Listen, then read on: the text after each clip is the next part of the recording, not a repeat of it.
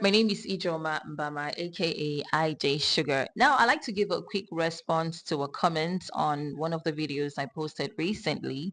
Somebody was asking me, how do we find out? How do we get to know our path in life? How do we know who we are or what we are meant to do in life? Just going to use maybe my personal experience as well to answer this question. Now, I think number one of the ways to know what you're supposed to be doing, who you are, your purpose, in life is, first of all, by focusing on, taking a look at yourself, what you like to do, okay, things that you naturally enjoy doing. Some people are born with talents and it's just easy. It comes with them naturally. They don't, really need to try to study to be able to do that thing. At most, you can maybe take up courses, enroll for some special lessons or something, maybe in a special academy just to, I'm looking for the word right now, to fine tune that talent so that you're able to do it better. But then it comes to you naturally. Yes, your path in life comes to you naturally. If you're meant to be a businessman, you just realize that you naturally love to do business. If you're meant to be, say, a lecturer, you realize that you naturally love to teach. You enjoy doing that thing, even if you're not making money from it. But then don't be deceived. Whatever talent that God has given you is meant to also bless you with money. Yes, I don't know about what some people say. If God gave you a talent, you're meant to be blessed and be a blessing to other people from that talent. Don't let anybody deceive you. So even if you're called to be, say, a pastor, some spiritual leader, religious leader, whatever path that you have followed, it comes to you naturally. Nobody talks to you about it. Nobody tries to convince you. It's just there.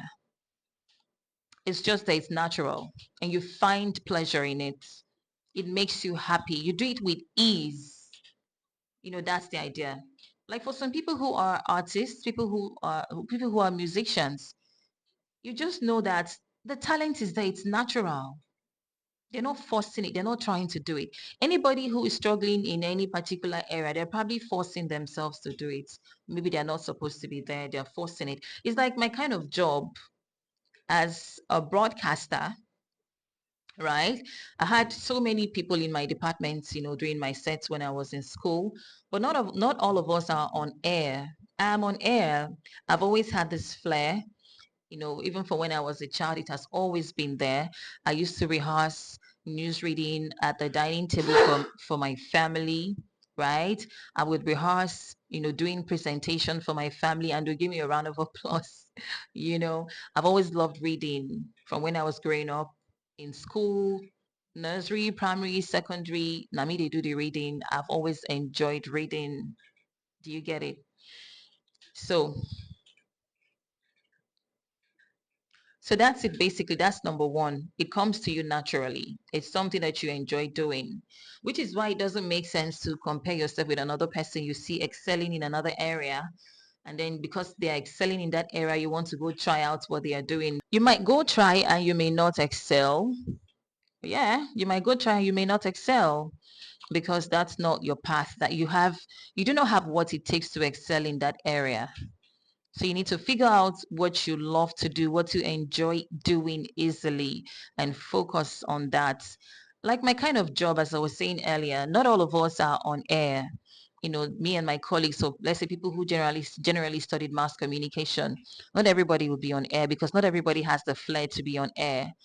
You might not even study mass communication, but you naturally have what it takes to be a broadcaster, right?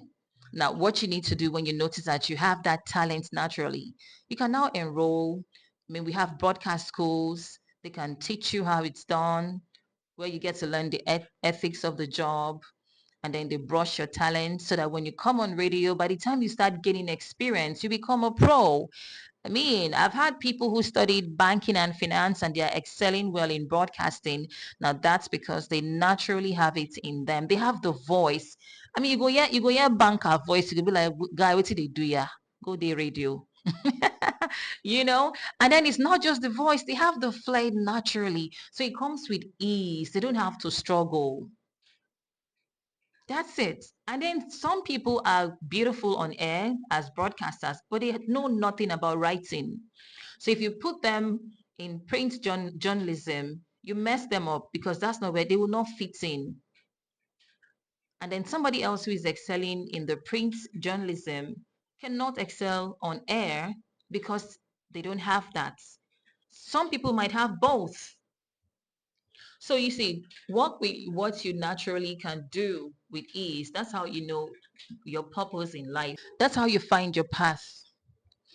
And then I've also seen other cases, like number two right now. I've seen other situations where maybe for a person who is should I say has a spiritual call, let me just use that term.